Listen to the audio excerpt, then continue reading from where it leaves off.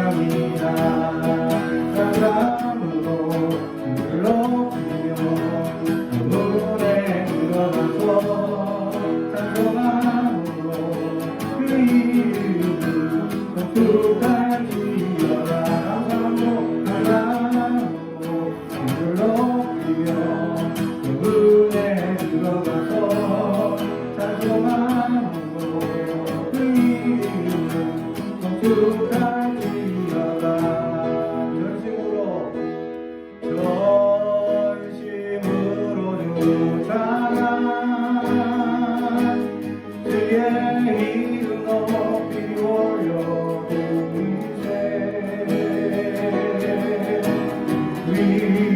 위대하신 하나님,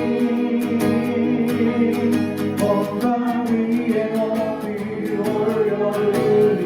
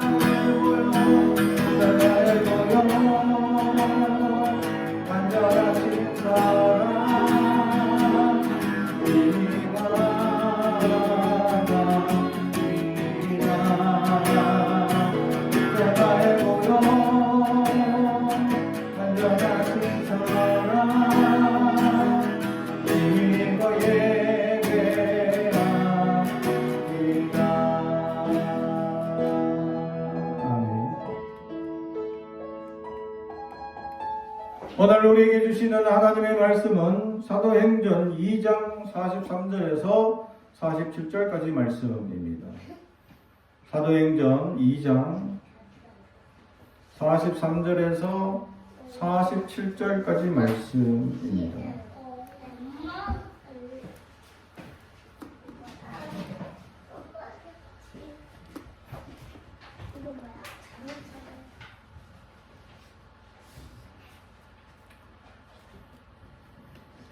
하나님의 말씀을 봉독하겠습니다. 하나님의 말씀을 경청해 주시기 바랍니다. 사람마다 두려워하는데 사도들로 말미암아 기사와 표적이 많이 나타나니 믿는 사람이 다 함께 있어 모든 물건을 서로 통용하고 또 재산과 소유를 팔아 각 사람의 필요를 따라 나눠주며 날마다 마음을 같이하여 성전에 모이기를 힘쓰고 집에서 떡을 떼며 기쁨과 순전한 마음으로 음식을 먹고 하나님을 찬미하며 또 온 백성에게 칭송을 받으니 주께서 구원받는 사람은 날마다 더하게 하시니라. 아멘. 우리 가슴에 손을 얹고 축복의 언어합니다. 나는 하나님의 사람입니다. 축복의 사람입니다. 우리 가정은 영혼이 잘되는 같이 범사가 잘되는 단단해지는 가정입니다. 우리 교회는 번성하고 창대하게 되며 하나님의 언약이 이루어지는 교회입니다. 아멘. 오늘 말씀의 제목은 순전한 믿음이라는 제목의 말씀으로 은혜를 나누고자 합니다.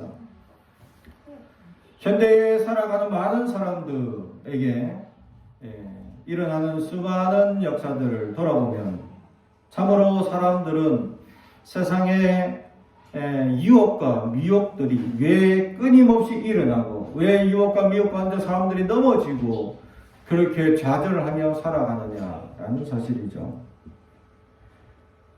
순전한 마음이 없기 때문입니다.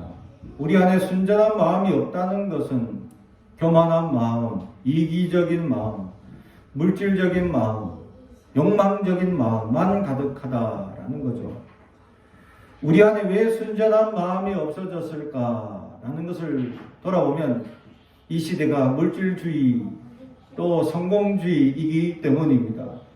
성공한 사람만 큰소리치고 성공한 사람들만 이렇게 나타나고 그렇게 사람들에게 자랑할 거리 많은 사람들만 이게 활동하고 자랑거리가 없고 가난하고 연약한 사람들은 이 물질주의 사회 속에서 살아남기 힘든 사회가 되어버렸기 때문입니다. 그래서 많은 사람들은 이 세상에 어떻게 하든지 성공하기 위해 또 물질을 벌기 위해 순전한 마음을 잃어버리며 살아가는 이들이 너무 많다는 사실입니다. 세상의 수많은 유혹과 세상의 많은 미혹들이 이 순전한 마음들을 점점 빼앗아 간다는 것. 우리가 처음부터 순전한 마음이 없었느냐? 그러진 않습니다.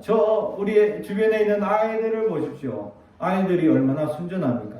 자기가 원하고 자기가 하고 싶은 대로 아주 순전한 마음을 가지고 있습니다. 또 주변 어른들이 이렇게 이것이 이거다 저것이 저거다 라고 얘기하면 그대로 믿습니다. 저희 첫째 딸 나이가 이제 초등학교 유치원 때부터 차를 타고 가다가 고속도로에 보면 우등버스가 있습니다. 그래서 그 우등버스를 보면서 우리 딸에게 저 우등버스가 뭐냐, 저 원래 우동버스다. 그렇게 우리 딸에게 제가 거짓말을 했었습니다. 그래서 저 버스를 타면 우동을 줘도 우동버스다 라고 했더니 우리 딸이 이걸 6학년 때까지 믿었어요. 그래 어느 날 학교에서 친구들이랑 우동버스 타고 온 친구에게 야, 그 편안한 버스 탔다 우동버스 이렇게 얘기하면서 야 거기서 혹시 우동 주더냐고 친구한테 물어봤어요. 그랬더니 친구가 무슨 버스에서 우동을 주냐고 그런 일이 없다고. 그러니까 내가 엄마 아빠한테 속았네 라고 그때서야 깨달았다는 거죠. 얼마나 순진합니까 이런 것을 보면. 그죠? 이 순전한 마음을 세상을 살아가면서 자꾸 빼앗깁니다. 특히 요즘 우리 아이들이 순수한 마음을 빨리 빼앗기는 수밖에 없는 이유가 있습니다. 그게 바로 유튜브라는 거죠. 유튜브 속에 있는 정말 순진하지 못한 아이들 또는 그런 청년들, 어른들이 유튜브를 통해서 엉뚱한 또 사고뭉치 이런 일들을 막 벌이는 거예요. 그러니까 그런 걸 보고 저렇게 해도 되는구나 라고 아이들이 무건적으로 배우기 시작합니다. 순수한 마음을 점점 잃어가고 있다는 사실입니다. 그래서 이 현대 사회를 살아가는 우리 아이들을 보면 참 순수한 마음은 과연 어디 있을까? 제가 한 15년 전에 목회를 하면서 이 동네 신방을 다니다가 어느 날 놀이터에서 4학년짜리와 6학년짜리가 대화하는 걸 보고 제가 깜짝 놀랐습니다. 무슨 대화를 하느냐 하니까 여자애들인데 5학년 아이가 6학년 언니한테 언니 남자친구 있어요? 그러니까 몇 명 사귀었는데 별로 이렇게 얘기하는 겁니다. 그래서 5학년 여자가 내가 지금 세 번째 사귀는 남자인데 얘가 조금 괜찮은 것 같아요. 좀 선물도 많이 주는 것 같고 또 나를 좀 이렇게 잘 돌봐주는 것 같고 괜찮은 것 같아요. 그렇지 선물도 많이 하고 좀 이렇게 좀 챙겨줘야지. 그래야지 남자친구지. 뭐 그냥 남자친구면 그냥 옆에 있는다고 남자친구인가 하면서 얘기하는데 이거는 20대 30대들이 남자친구 얘기하듯이 얘기를 하는 겁니다. 5학년 6학년들이.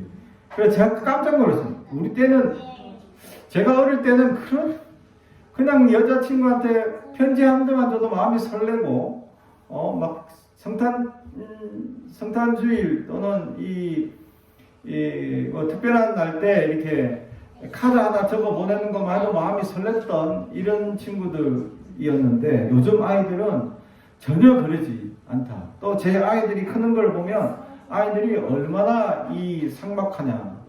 특히 유튜브라는 이 좋지 못한 매스컴 때문에 이 사람들이 많은 잘못된 것을 너무 많이 배우고 그것을 따라하더라라는 겁니다. 순전함을 잃어가도록 세상이 우리를 유혹하고 있다라는 것입니다. 어느 회사에 보니까 이 회사나 직장이나 학교에서 면접을 할 때에 이 면접관이 질문하는 것을 제가 가만히 이 유튜브나 또 뉴스나 또 이렇게 매스미디어를 통해서 보니까 사람들이 질문하는 질문들이 가만히 보니까 어떤 질문을 하느냐 하니까 인성에 관한 질문을 합니다. 그리고 그 인성에 관한 질문을 가장 잘 파악할 수 있는 방법이 한 가지 있는데 윤리에 관한 문제였다라는 것이죠. 그 윤리에 관한 문제 중에서 절대윤리와 상황윤리를 어떻게 적절하게 그것을 답변할 줄 아는 사람이냐라는 것을 판가름해 내기 위해서 아주 곤란한 질문들을 만들어 놓습니다.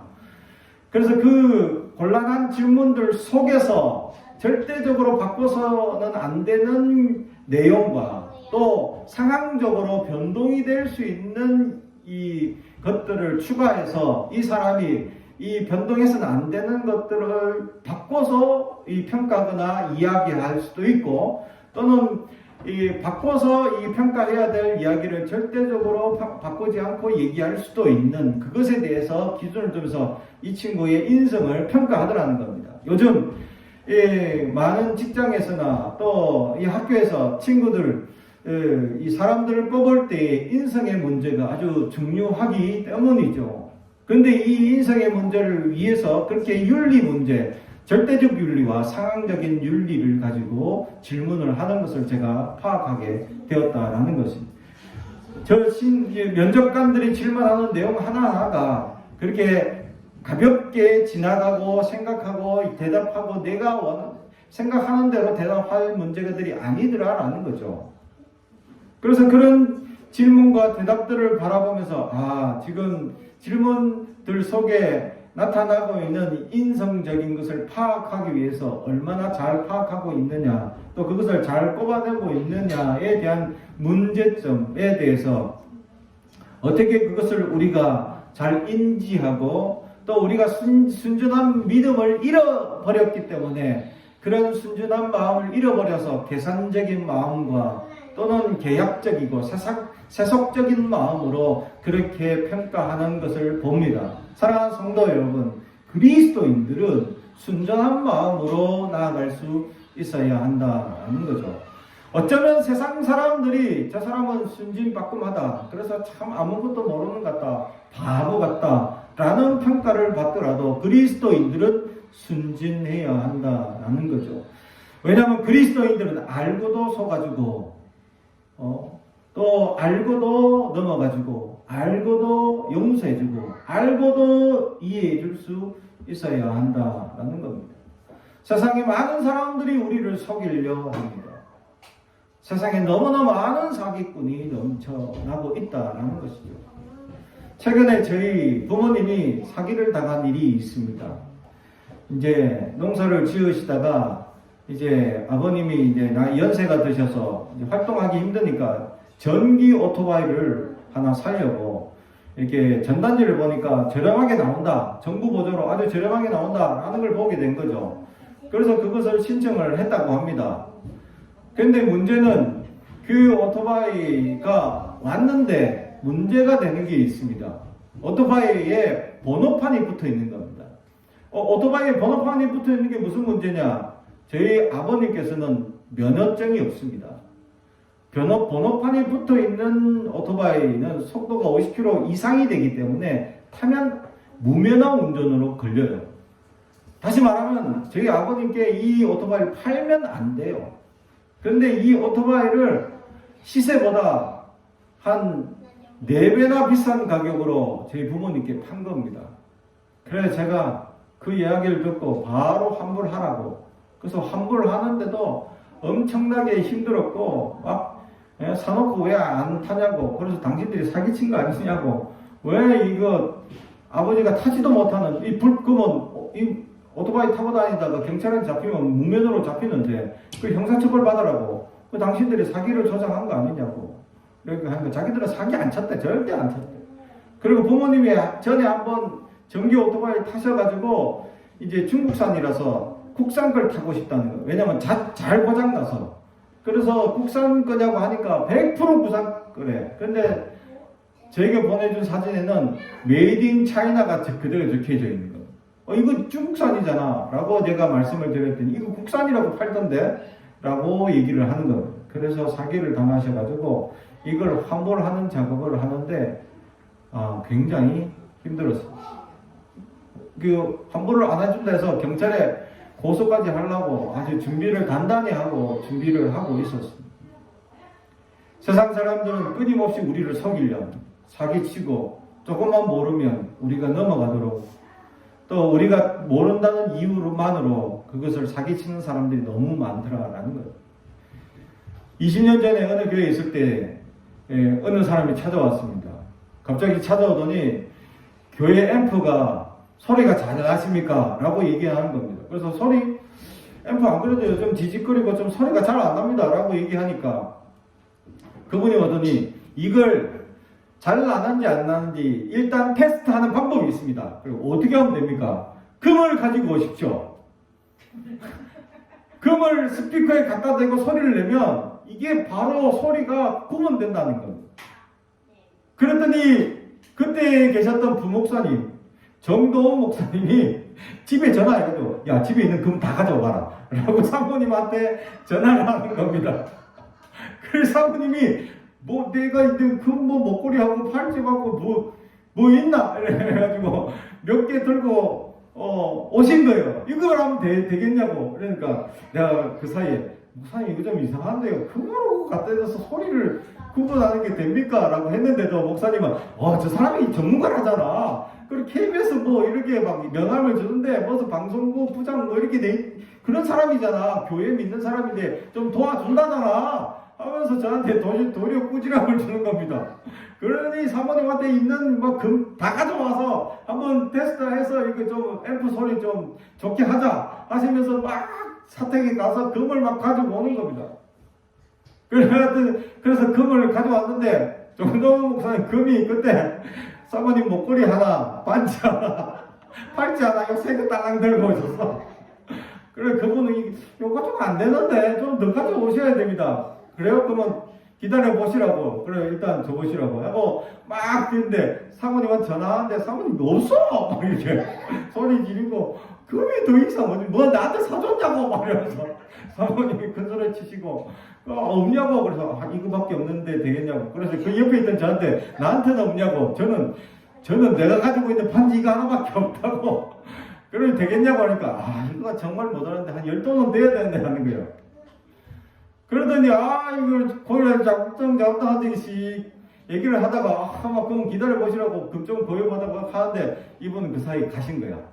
그래 내가 이걸 이상하다 싶어가지고 그때 인터넷 검색을 하니까 교회 지금 금으로 스피커 소리 좋게 한다라는 사기를 치는 사람이 활기를 치고 있으니까 조심하라 라는 메시지가 지금 뜨고 있는 거예요. 막 그래요. 목사님 이거 사기인데요? 내가 얘기를 하니까 사기였네. 근데 목사님 막 찾으려고 막 하시는 정동원 목사님을 보면서 그때 얼마나 하나의 해프닝을 벌였던 일이 있었지 않았나 하는 생각을 합니다. 이처럼 세상 사람들은 어떻게든 사기를 치고 그러니까 우리의 마음이 더 강팍해지고 있다라는 사실이죠. 점점 사람들이 교회를 찾아오면 순전한 마음으로 그들을 환영하기보다 또 무엇이 필요해서 찾아왔을까라고 의심하게 되고 그런 마음이 너무 많이 들게 된다라는 사실이죠.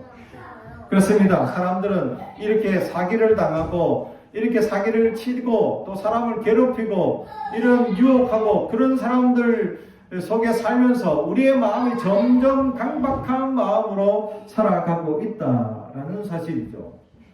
그러나 오늘 성경은 순전한 믿음으로 살아가는 그들로 말미암아 교회가 부흥하고 성장하는 놀라운 역사를 경험한 것을 오늘 성경은 이야기하고 있다는 것이죠. 초대교회는 정말 사람들이 순전해서 제 재물을 제 것으로 여기지 아니하고 서로 나눠주고 서로 섬기고 헌신하고 도리어 집에 있는 거 가져와서 교회에 들여서 나눠 쓸 수 있도록 하는 일들이 벌어졌다라는 겁니다. 왜냐하면 지금 초대교회는 핍박을 받고 환난을 당하고 어려운 사정이었기에 어떤 사람은 피난길에 들어가 있고 교회 안에 그냥 숨어서 생활하는 사람들이 상당히 많았으며 여러 가지 핍박과 환난으로 말미암아 숨어 살아야 되는 그리스도인들이 너무 많았다는 겁니다. 그런 말미암아 그들에게 정말 공급을 해줘야 될 필요가 너무 많이 필요한데 그 필요를 누가 채워줄 것이냐 할 때에 많은 믿음의 그리스도인들이 제 재물을 제 것으로 여기지 아니하고 나누어 주는 순전한 믿음들이 있었다라는 사실이죠. 전에도 제가 했던 이야기인데 주기철 목사님의 가정 이야기입니다. 주기철 목사님은 순교적 마음으로 정말 어려움을 당하고 환난을 당하고 심지어는 손톱이 뽑히고 온갖 처지가 이 고문으로 말미암아 너무 힘들었다는 거예요. 그래서 유명한 일화 중에 하나가 한겨울인데도 두꺼운 속옷을 보내지 말라는 겁니다. 두꺼운 내복을 보내지 말라는 거예요. 여름 가벼운 내복을 보내달라는 겁니다. 왜 그러냐니까 두들겨 맞아가 피가 이렇게 터지고 나면 그것이 옷과 말라붙어가지고 이게 이 살과 붙어버리는 바람에 이게 떼질 때 더 고통스럽다는 거예요. 그래서 여름 모시옷이나 가벼운 옷은 이게 떼기가 쉬우니까 그래서 두꺼운 겨울인데도 두꺼운 옷을 가져오지 말고 가벼운 여름 옷을 좀 갖다 달라라고 부인에게 청원하는 편지가 있었다는 겁니다. 그만큼 고난을 당하고 어려움을 당하였습니다. 그러나 문제는 주기철 목사님의 고난과 어려움과 함께 그 가족들에게 당하는 고통이었다라는 사실이죠. 주기철 목사님이 그렇게 감옥에 잡혀 있는 현장 속에서 가족들은 어떻겠냐? 목사님은 사명이 있고 목사님은 믿음의 사명이 있기 때문에 하나님의 메시지 때문에 그렇게 자기가 창시 계명하지 않고 신사 참배를 절대적으로 거부하는 목회자가 될 수 있지만 가족은 다르다는 거죠. 그래서 이 가족들은 주기철 목사님이 감옥에 가자마자 교회에서 쫓겨나고 또 교회에서 활동을 못하게 하니까 이제 이 가족들도 고립되는 현상을 당합니다. 그래서 점점 양식이 떨어지고, 그래서 이 사모님과 또 주기철 목사님 어머니가 바느질로 먹고 사는데, 이 바느질로 먹고 살기가 이게 녹록찮지 않습니까? 그래서 너무 어렵고 가난하고 힘들고, 그래서 그 주기철 목사님의 아들은 그냥 굶는 게 밥 먹듯이 하였다. 굶주림과 배고픔으로 줄여서 정말 이 아버지를 원망하고 이 세상을 원망하며 살았던 시절이 너무 많았다라고 고백합니다. 그래서 어려움을 당하고 고난을 당하고 정말 고통당하는데, 그래도 믿음의 사람들이 한 번씩 아침에 일어나면 마당에 쌀가마 하나가 뚝 떨어져 있고 또 양식이 하나 떨어져 있고, 왜냐하면 그 집 앞에는 일본 순사가 지키고 있으니까 이 교인들이 담벼락을 통해서 넘겨주는 겁니다. 그래서 그나마 그런 분들의 도움으로 말미암아 도움을 굉장히 많이 받았다라고 고백을 합니다. 그리고 어느 날 이 사실은 교인들이 서로 십시일반으로 돈을 모아서 그 교회에 훌륭한 장로님이 계셔서 그 장로님께 위탁을 하며 이 주기철 목사님을 이 뒷바라지를 좀 해주라고 부탁을 받았는데, 사실 그 장로님은 그 돈을 이용해서 돈을 벌었다는 겁니다. 자기의 일신을 위해서 평안히 살았다는 겁니다. 그러다가 1905년 그 부흥이 있을 때에 그 교회 부흥회가 있을 때 부흥회를 하다가 그 장로님이 그 이야기를 고백합니다. 저는 죄인입니다. 그 교회에서는 지금까지 그 장로님이 교회를 위해서 물신양면으로 엄청 노력하시고 헌신하신 분인데, 정말 많은 사람들이 대부분의 사람들이 그 장로님을 존경하고 좋아하시는 분인데, 그분이 고백하기를 그 주기철 목사님에게 도와주라고 했던 물질이 있었는데 그 물질을 자기가 써버렸다라고 고백하는 거예요. 그래, 그 덕분에 자기가 사업이 크게 성공하고 돈을 많이 벌었다라는 얘기를 합니다. 그래서 자기는 일평생 죄인으로 살아가는 죄인입니다 라고 교인들한테 눈물을 흘리며 회개하는 것을 보게 됩니다. 세상에 살면서 많은 물질이 자기에게 주어지자 이 물질 때문에 결국 순전한 마음을 잃어버린 것을 고백하게 된 것입니다. 사랑하는 성도 여러분, 이처럼 우리는 세상을 살아가면서 순전한 마음을 잃어버리는 수많은 일들을 겪게 합니다. 수많은 사기꾼들이 우리를 사기를 당하게 하고, 수많은 악한 사람들이 우리를 괴롭게 하고 힘들게 하여서 우리의 마음들이 더욱더 강팍하고 단단해지고 굳어지는 마음으로 살아가게 만듭니다. 그런 말미암아 우리는 순전함을 잃어버리고 악하고 그렇게 이 잔머리만 많이 걸리는 세속의 사람들처럼 우리는 살아가고 있지는 아니합니다. 우리는 어떻게 하면 다시금 순전한 마음으로 돌아올 수 있느냐라는 것이죠. 오늘 성경은 읽지 않았지만 오늘 42절에 보게 되면 그들이 사도의 가르침을 받아 서로 교제하고 떡을 떼며 오로지 기도하기를 힘쓰니라. 아멘. 바로 사도들의 가르침 덕분이었어요. 그렇습니다. 초대교회 그리스도인들은 사도들의 가르침을 절대적인 진리로 알고 순전하게 믿음으로 가지기 시작했습니다. 요즘 현대의 많은 그리스도인들이 순전한 믿음의 고백을 드릴 때에 그렇게 살지 못합니다 라고 얘기하는 사람들이 많습니다.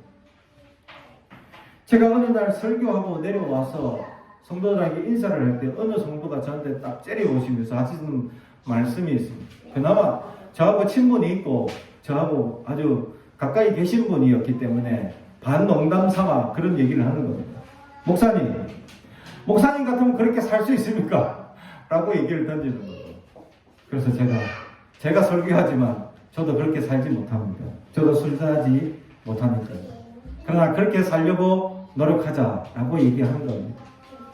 근데 그분이 이야기를 세상이 우리를 그렇게 순전하게 살도록 내버려 두지를 않습니다. 사기를 당하고 악의적인 사람들이 악의적인 의도로 끊임없이 우리를 괴롭게 하고 힘들게 하는데 이것들에게 어떻게 순전하게 살아갈 수 있습니까? 라고 얘기하는 거죠. 그러나 우리가 그러한 세상이 악하다고 우리가 동일하게 악하게 나간다면 우리는 믿음의 사람이 아닙니다. 똑같이 세속의 사람일 뿐이죠. 우리 그리스도인들은 그리스도의 사람임을 잊어서는 안 돼요. 예수님께서 이 악한 세상이라고 예수님이 세상과 타협하며 살았냐라는 겁니다. 세상을 이겨놓으신 주님께서 우리는 이 이겨놓은 세상을 살아가기만 하면 되는데 끊임없이 우리를 악한 마음으로 들게 하는 그 연약한 역사들을 기그이며 살지 말고 순전한 믿음으로 살아갈 수 있어야 한다. 그렇게 순전한 믿음으로 살아가면 수많은 욕을 들어먹고 수많은 피해를 당하고 수많은 괴롭힘을 당합니다. 그래도 주님 앞에 거룩한 그리스도인들이 될 수 있습니다. 사람들은 우리를 어리석다고 얘기하죠. 바보 같은 사람이라고, 기회를 놓치는 사람이라고, 어리석다고 얘기합니다. 그러나 그리스도 앞에서는 너는 순전한 사람이라고 인정받을 수 있을 겁니다. 세상 사람들이 바보 같다고 미련하다고 또 그렇게 우리를 하찮게 여기고 우리를 핍박하고 괴롭게 한들 그들이 그리스도가 되겠냐라는 거죠. 우리가 그리스도가 되어서 진짜 믿음이 무엇인지를 그들에게 보일 때에 오늘 성경에 사도들의 역사들의 말미암아 많은 사람들이 감동하고 초대교회 교인들이 나눠주는 순전한 믿음으로 말미암아 사람들이 감동하게 되고 그래서 더 많은 역사들이 일어나더라라는 것이 오늘 성경의 가르침입니다. 순전한 믿음, 그리스도인들에게 반드시 필요합니다. 그리스도인들이 잊지 않아야 할 순전한 믿음입니다. 어린이 주일을 맞이하여 어린이처럼 순전함을 잊지 않고 순전함을 유지할 수 있는 진정한 그리스도인들이 되길 주님의 이름으로 축복합니다. 기도하겠습니다. 사랑과 저희가 되가신 아버지 하나님 감사합니다. 오늘도 우리에게 말씀을 주시니 감사합니다. 세상에 끊임없는 욕망과 세상에 끊임없는 비난과 세상에 끊임없는 유혹과 미혹 속에서 우리는 순전함을 잃지 않기를 원합니다. 주여 우리가 흔들리지 않게 해주시고 주여 우리가 세상의 핍박 가운데 눈물 흘리지 말게 하시며 주여 우리가 세상의 고통 가운데서 낙심치 말게 하옵소서.